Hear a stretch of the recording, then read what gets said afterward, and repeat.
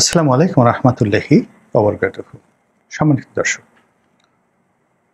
সম্প্রতি কিশোরগঞ্জ জেলার একজন বিএনপি নেতা বর্তমান প্রেক্ষাপটে জেলা পর্যায়ের নেতা হিসেবে তিনি হয়তো মধ্যম সারির, এর কারণ হলো তিনি একটি সম্পাদকীয় পদে ছিলেন।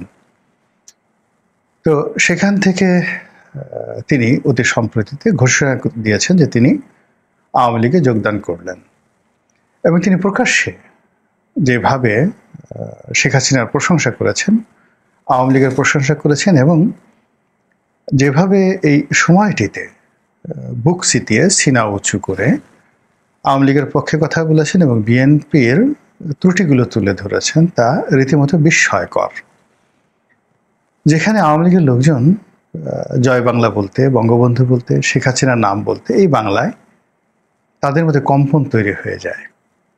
আপনি রীতিমতো ইনজেকশন দিয়ে, মানে যে সকল ইনজেকশনে মানুষের ভিতরে স্নায়বিক শক্তি বৃদ্ধি পায়, আপনার খুব হাসতে ইচ্ছা করবে। অনেকগুলো ইনজেকশন আছে যেগুলো দিলে আপনার খুব হাসতে ইচ্ছা করবে। এই ধরনের ইনজেকশন যদি আপনি আওয়ামী লীগের লোকজন দেন, দিয়ে তাদেরকে যদি বলেন একটা জনবহুল এলাকাতে এসে আপনি এখন আপনার মন ভালো, আপনাকে ইনজেকশন দেওয়া হয়েছে এবং আপনার স্মৃতিকে ভুলিয়ে দেওয়া হয়েছে, এখন আপনি শুধুমাত্র জোরে বলবেন জয় বাংলা, জয় বঙ্গবন্ধু, জয় শেখ হাসিনা, এই কথাগুলো বলবেন।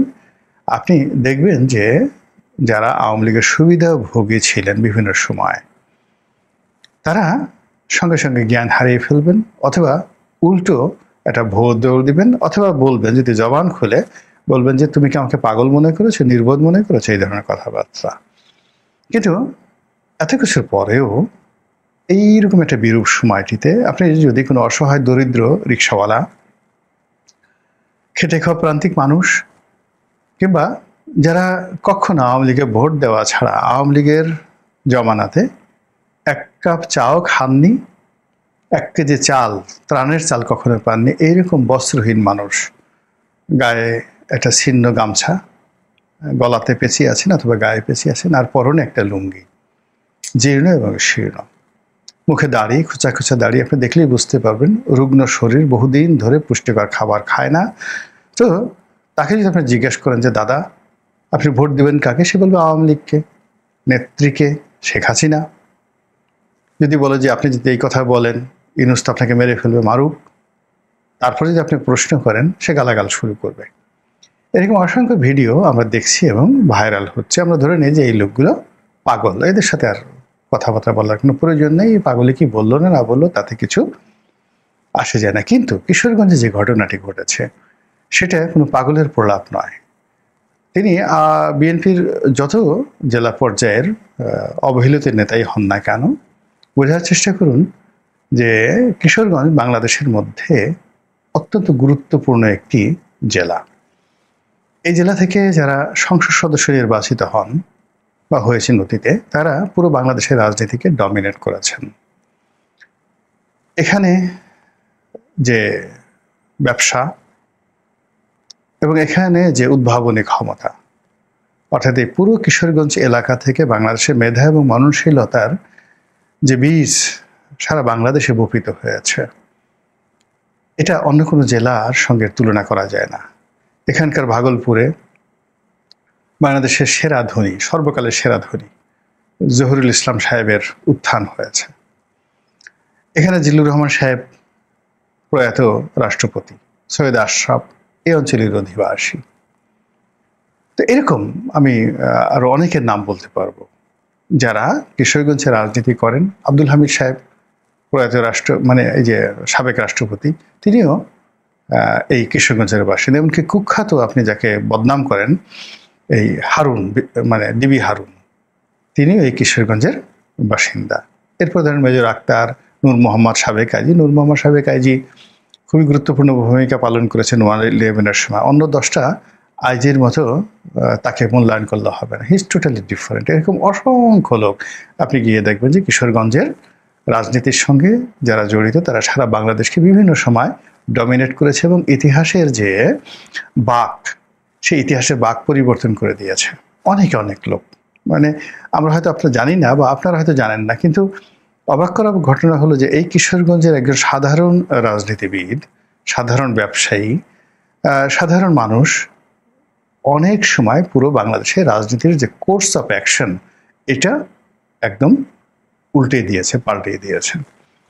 তো সেই কিশোরগঞ্জের যিনি এই মুহূর্তে আওয়ামী লীগে যোগদান করলেন, বারবার শুধু ভেসে আসছে যে তার বাবা একজন মন্ত্রী ছিলেন, স্বাস্থ্য প্রতিমন্ত্রী এবং শহীদ প্রেসিডেন্ট জিয়াউর রহমানের ক্যাবিনেটে। আপনি আমি এখন যারা খুব বড় বড় কথা বলছি, আমরা হয়তো জিয়াউর রহমান সাহেব যখন ছিলেন বা ওই যে ভদ্রলোক যোগদান করেছেন তার বাবা যখন মন্ত্রী ছিলেন, আমাদের অনেকের হয়তো পরনের কাপড় ছিল না, ঘরে টিনে মানে ঘরের যে চাল সেখানে মানে টিন ছিল না, খড়কুটো ছিল। আমরা হয়তো ওপেন এয়ারে গিয়ে অনেকে সেই পায়খানা করতাম, প্রস্রাব করতাম, মল ত্যাগ করতাম, স্যানিটেশন আমাদের ছিল না। আমরা এখন অনেকে অনেক অভিজাত হয়ে গেছি, মিনারেল ওয়াটার ছাড়া খাই না, এভিয়ান পানি ছাড়া আমরা অনেকে খাই না, রোলস রয়েস ঘড়ি ছাড়া আমরা হাতে পরি না। কিন্তু ৭৯-৮০ সনে আমাদের এই বাংলার যে ইতিহাস, এখন এরকম অনেক লোক যারা রোলস রয়েসে ঘুরে বেড়ান, ৭৯ সনে গিয়ে দেখেন যে তারা ঘোড়ার গাড়িতে চড়ার মতো অবস্থা তাদের ছিল না, ঘোড়ার গাড়ির পেছনে পেছনে তারা দৌড়িয়েছেন, এরকম অবস্থা। তো ওই জামানাতে এই ভদ্রলোকের বাবা তিনি মন্ত্রী ছিলেন, কাজেই সেই মন্ত্রীর পুত্র তিনি ইতিহাসকে যেভাবে দেখেছেন, বৃত্ত এবং বৈভবকে যেভাবে দেখেছেন, ওটার সঙ্গে তার যারা সমালোচনাকারী তাদেরকে বুঝতে হবে যে আমরা ঠিক ওই ভদ্রলোকের বাবার মতো আমাদের বাবা ছিল কিনা, আর বা ভদ্রলোক জন্মের পর থেকে যে সোনার চামিচ মুখে দিয়ে যে রিয়ালিটি, যে হৃদম, যে মিথ্যাবিলাস তিনি অনুভব করেছেন। তো সেখানে এই ধরনের মানুষ সাধারণত দীর্ঘদিন সুখে থাকলে, স্বাচ্ছন্দ্য থাকলে তারা খুব কাপুরুষ হয়, ভীরু হয় এবং সাহস থাকে না। তো সেক্ষেত্রে এই যে ভদ্রলোক, তার তো সাহস থাকার কথা নয়, কিন্তু তিনি বিদ্রোহ করেছেন, বিপ্লবী হয়েছেন এবং বিএনপির যে সিদ্ধান্ত, সেই সিদ্ধান্তকে তিনি চ্যালেঞ্জ জানিয়েছেন সারা বাংলাদেশের জন্য। এই কারণেই তার এই যে আওয়ামী লীগে যোগদান নিয়ে আওয়ামী লীগের মধ্যে তুমুল যাকে বলা হয় উৎসাহ উদ্দীপনা দেখা দিয়েছে। আওয়ামী লীগের সারা বাংলাদেশের নেতা কর্মী তাকে মাথায় করে নাচছে এবং মানে তাকে এই মুহূর্তে মনে হচ্ছে যে তিনি একজন অবতার। এবং তার এই অবস্থার কারণে বিএনপির লোকজন যতই হিংসা করুক, যতই তাকে পাগল বলুক, ছাগল বলুক, কিন্তু তার বিরুদ্ধে এই মুহূর্তে তেমন কিছু করা যাচ্ছে না। এখানে বুঝতে হবে যে এটা বিএনপির একটা বিরাট পরাজয়, দৈন্যদশা। কিশোরগঞ্জ জেলাতে সম্প্রতি যে বিএনপির সম্মেলন হয়েছে, এই সম্মেলনটি বিএনপির জন্য একটি কলঙ্কজনক অধ্যায়। আপনারা জানেন যে বাংলাদেশের রাজনীতির প্রবাদ প্রতিম পুরুষ অ্যাডভোকেট ফজলুর রহমান দীর্ঘদিন তিনি এই কিশোরগঞ্জ জেলা বিএনপির সভাপতি ছিলেন। যে সময়টিতে বিএনপির নামকে উচ্চারণ করতে পারতো না, শেখ হাসিনাকে নিয়ে একটু শব্দ কেউ করতে পারতো না, ঠিক সেই সময়টাতে টেকনাফ থেকে তেঁতুলিয়া পর্যন্ত তারেক রহমান সাহেবের পক্ষে, বেগম জিয়ার পক্ষে যেভাবে ফজলুর রহমান সাহেব কথা বলেছেন, যেভাবে বিএনপি রাজনীতিকে আপহোল্ড করেছেন, যেভাবে আওয়ামী লীগের পরতে পরতে আঘাত করেছেন, ছাত্রলীগ নিয়ে, আওয়ামী লীগ নিয়ে, যুবলীগ নিয়ে, ওবায়দুল কাদের নিয়ে, শেখ হাসিনা নিয়ে, বঙ্গবন্ধু নিয়ে, পুরো আওয়ামী লীগের রাজনীতিকে তছনছ করে দিয়েছেন যে মানুষটি, সে মানুষটি জীবন সায়াহ্নে এখন ৭৮ বছর বয়সী। তাকে মপকারীদের হাতে বিএনপি ঠেলে দিয়েছে এবং একটা দল যখন তার বিপদের বন্ধুকে সুসময় স্মরণ করতে পারে না, সেই দল কখনো সফল হতে পারে না। আপনারা লিখে রাখেন কতগুলো মানুষের ক্ষেত্রে একটা মানুষ যে সফল হয়, এই যে ডক্টর মোহাম্মদ ইউনূস, এনসিপি, জামাত, তারা সফল হচ্ছে না কেন? এর কারণ হলো গত 15টি বছর ধরে তাদের জীবনে যে জাহান্নাম ছিল, এই জাহান্নামের মধ্যে যে সমস্ত মানুষ তাদেরকে আশ্রয় দিয়েছে, সাহারা ছিল, যে সমস্ত মানুষ তাদেরকে প্রণোদনা দিয়েছে, তাদের সঙ্গে ভালো ব্যবহার করেছে, তাদেরকে বুদ্ধি দিয়েছে, পরামর্শ দিয়েছে, সে সকল মানুষদেরকে এই 3টি গ্রুপ, মানে doctor Mohammad Yunus and his associates, তারপর জামাত এবং বিএনপি, তারা কেউ তাদেরকে স্মরণ করেনি, ডাকেনি, তাদেরকে সম্মানিত করেনি। ফলে কি হলো দেখুন, প্রকৃতির নিয়ম অনুযায়ী তাদের উপর যে সম্ভাবনা নাজিল হয়েছিল, নিয়ামত নাজিল হয়েছিল, সব নিয়ামত তাদের জন্য বুমেরাং হয়ে পড়েছে 3টে দলের জন্য। এতে কোনো সন্দেহ নাই, জাস্ট রাইট ইট ডাউন, এটা প্রকৃতির নিয়ম।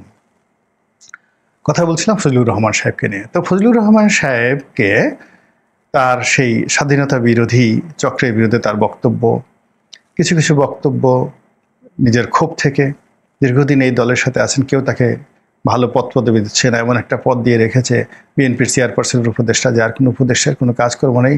তো ফলে তিনি কিছু কথাবার্তা বলছিলেন যেটা হয়তো বিএনপির পছন্দ হয়নি, বিএনপির রাগ হয়েছে, অভিমান হয়েছে, এবং তাকে একটা দাঁত ভাঙা উচিত জবাব দেওয়ার জন্য তাকে এমন একটা সময় তার সাধারণ সদস্যপদ স্থগিত করা হয়েছে, যেটি রাজনীতির জন্য, তার জন্য আত্মহত্যার মতো ঘটনা। আমরা যারা মাল্টিপারপাস জীবনযাপন করি, ফর মি, আমার লেখালেখি আছে, ব্যবসা বাণিজ্য আছে, এই যে আমি টকশো করছি, রোজ রাতে টেলিভিশনে মাসে 30টি টকশো সে 2009 থেকে এখন পর্যন্ত করে যাচ্ছি, সপ্তাহে 2টা-3টা পত্রিকাতে উপসম্পাদকীয় লিখছি, ব্যবসা বাণিজ্য করছি, আবার এখন এই যে ডেইলি 3টে করে ইউটিউব করি। ফলে আমার অন্তত 10টা কাজ আছে, যে 10টা কাজের যে কোনো একটা কাজ দিয়েই আপনি দুটো ডাল ভাত খেয়ে থাকতে পারবেন, আপনি ব্যস্ত থাকতে পারবেন, আপনার অন্য কোনো জিনিস চিন্তা করতে হবে না। ফলে আমাদেরকে আসলে, আমার মতো যারা লোকজন আছে যাদের মাল্টিপারপাস অনেক জিনিসগুলো আসে, তাদেরকে আপনি বাগে রাখতে পারবেন না, তাদেরকে আপনি আহত করতে পারবেন না, তাদেরকে বিক্ষুব্ধ করতে পারবেন না, বিকজ তাদের আসলে অনেক কিছু আছে। কিন্তু ফজলুর রহমান সাহেবদের মতো মানুষ, তাদের আসলে রাজনীতি ছাড়া কিছু নেই। জীবন দিয়েছে, যৌবন দিয়েছে, তারুণ্য দিয়েছে, সব কিছু দিয়েছে। তো এইরকম ফজলুর রহমান সাহেবদের মতো মানুষ জীবন সাহানি এসে 78 বছর বয়সের 16-17 বছরের বেশি বা 20 বছর যে বিএনপির জন্য শ্রম দিয়েছে, সেই বিএনপি তাকে 20 দিন সময় দেয়নি, 20 ঘন্টা সময় দেয়নি। এর মধ্যেই তাকে দল থেকে বহিষ্কার করা হয়েছে। এমনকি যখন কিশোরগঞ্জ জেলা বিএনপির সম্মেলন হয়েছে, সেই সম্মেলনে সে যে উপস্থিত থাকবে অ্যাজ এ গেস্ট হিসেবে, সেই দরজাটাও বন্ধ করে দেওয়া হয়েছে। তো বুঝেন ওখানে কি সম্মেলন হয়েছে, কি সভাপতি হয়েছে, কি রাজনীতির ওখানে ভবিষ্যৎ। এই সোজা একটা জিনিস বোঝার চেষ্টা করুন যে 20 বছর ধরে যেখানে আব্দুল হামিদের মতো মানুষ, যেখানে সৈয়দ আশরাফ সাহেবের মতো মানুষ, যেখানে জিল্লুর রহমান সাহেবের মতো মানুষ, তো সেই কিশোরগঞ্জে বিএনপিটাকে যিনি সুসংগঠিত করেছেন, সেই মানুষটিকে আপনি উপস্থিত হতে দিলেন না। তো সেখানে কতটা ক্রোধ এবং কতটা ক্ষোভ সেই কিশোরগঞ্জের জেলা বিএনপিতে রয়েছে। ঠিক একইভাবে সারা বাংলাদেশে এরকম অসংখ্য ঘটনা ঘটেছে। এবং তারই প্রেক্ষিতে এই যে ভদ্রলোক যিনি বিএনপি ছেড়ে আওয়ামী লীগে যোগদান করার ঘোষণা দিলেন, তো তার কাছে আসলে এই রাজনীতিটা এবং জীবনটা রীতিমতো জুয়ায় পরিণত হয়েছে। যে সারা জীবন এই জুয়ার কোটে আমি কাটিয়ে দিলাম এবং শেষ মুহূর্তে এসে আমাকে একেবারে কিক আউট করে দিলেন। কাজেই আমি তো মরেই গেছি, যখন মরেই গেছি তখন বাকি জীবনটা আমি আমার মতো করে বেঁচে থাকতে চাই। তো এই যে তার মধ্যে একটা প্রতিবাদ চলে এসেছে, এই প্রতিবাদটি ভাইরাস আকারে সারা বাংলাদেশে বিএনপির অনেক বিক্ষুব্ধ নেতাকর্মীকে প্রলুব্ধ করবে। এখন দেখা যাচ্ছে যে অনেক জায়গাতে খবর আসছে 100 বিএনপি নেতাকর্মী তারা জামাতে যোগদান করেছে, এরকম ঘটনা আসছে। আবার যদি সামনে আওয়ামী লীগের রাজনীতি আসে, আওয়ামী লীগ যদি নির্বাচনে আসে, আপনি দেখতে পাবেন যে বিএনপি থেকে কত লোক দলে দলে আওয়ামী লীগের প্রার্থী হওয়ার জন্য আওয়ামী লীগের টিকিট কিনে। আওয়ামী লীগ এখনো আসেনি। এই যে কিশোরগঞ্জে যে ঘটনা ঘটলো, যদি বিএনপির ন্যূনতম বোধ থাকে, যদি তার আগামীতে ক্ষমতা আসতে চায়, ক্ষমতা পরিচালনা করতে চায়, কিশোরগঞ্জের এই ঘটনাটি, দুটো ঘটনা, ফজলুর রহমানের ঘটনা এবং যাকে বলা এই যে ভদ্রলোক আওয়ামী লীগে যোগদান করেছেন, এই দুটো ঘটনাকে তারা এসিড টেস্ট হিসেবে নিয়ে কেন এই ঘটনা ঘটলো, এটা গবেষণা যদি না করে বিএনপির পতন কেউ ঠেকাতে পারবে না। দ্বিতীয়ত, এই ধরনের ঘটনা যেন আর না ঘটে সেই জন্য ব্যবস্থা নিতে হবে। আর তৃতীয়ত, যারা বিক্ষুব্ধ হয়েছে কিশোরগঞ্জের, এই সমস্যাটা কত সুন্দরভাবে সমাধান করা যায়, ঘরের ছেলেকে কিভাবে চমৎকারভাবে অভিমান ভাঙিয়ে আবার ঘরে আনা যায়। এর কারণ হলো তার বাবা বিএনপিতে ছিলেন, তিনি বিএনপিতে সারাটা জীবন ছিলেন। এই অবস্থাতে কেন তিনি আওয়ামী লীগে যাবেন? কেন আওয়ামী লীগে যাবেন? এই যে বিএনপির একটা যাকে বলে গোল্ড মাইন, সেই গোল্ড মাইন কেন, একটা স্বর্ণের খনি কেন আওয়ামী লীগের সম্পত্তি হবে? এর চেয়ে দেউলিয়ত্ব তো আর কখনো হয় না, এর চেয়ে অনিরাপত্তা হয় না। যদি এই ঘটনা কিশোরগঞ্জের ক্ষেত্রে এরকম দুইজন স্টার, ফজলুর রহমান সাহেব ন্যাশনাল স্টার, আর উনি ওই অঞ্চলের মানে ওই অঞ্চলের রাজনীতিতে তিনি স্টার, ওই শহরের রাজনীতিতে তিনি স্টার। তার সাহস শক্তি সাধারণ মানুষের মতো নয়, তার সাহস শক্তি অন্য 10 জনের বিএনপির কর্মীদের মতো নয়। এই সময়টাতে সে আওয়ামী লীগের নাম উচ্চারণ করা, বিএনপির নেতা হয়ে, এটা সাধারণ কোনো ঘটনা নয়, এটা অনেক অনেক বড় ঘটনা। তো এরকম একজন সাহসী, এরকম একজন যোদ্ধা, এরকম একজন ডেডিকেটেড লোক, যার অভিমান কোনো লোভের দ্বারা যাকে বলা হয় গাইডেড হয়নি, যার অভিমান, যার ক্রোধ, এই যে তার বিরুদ্ধে মব হবে, তাকে জেলে নেবে, তার বিরুদ্ধে মামলা হবে, তাকে মেরে ফেলবে, বাড়ি ঘরে আগুন দেবে, কোনো কিছুই তাকে যাকে বলা হয় এই মুহূর্তে তার কর্ম থেকে বিরত রাখতে পারেনি। তো এইরকম একটা ডেডিকেটেড ওয়ার্কার, এইরকম একটা ডেডিকেটেড শক্তি, ফোর্স কেন তাকে ঠেলেবে আওয়ামী লীগের দিকে বিএনপি দেবে? কেন এই সমস্যাটার সমাধান হবে না, এটা আমি বুঝতে পারিনি। যদি বিএনপি এটা করে ভালো, আর না করলে আওয়ামী লীগের যা হয়েছে তাদেরও তাই হবে। মহান আল্লাহ আমাদের সবাইকে হেদায়েত দান করুন এবং হেফাজত করুন। আসসালামু আলাইকুম ওয়া রাহমাতুল্লাহি ওয়া বারাকাতুহু।